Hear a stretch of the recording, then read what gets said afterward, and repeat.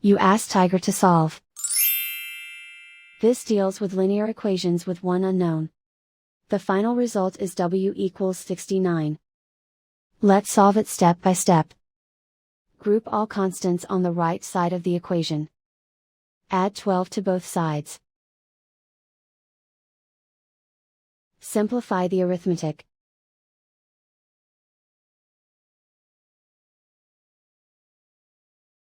Isolate the W. Multiply both sides by 3. Group like terms. Multiply the coefficients. Simplify the fraction. Simplify the arithmetic. And so the final result is W equals 69.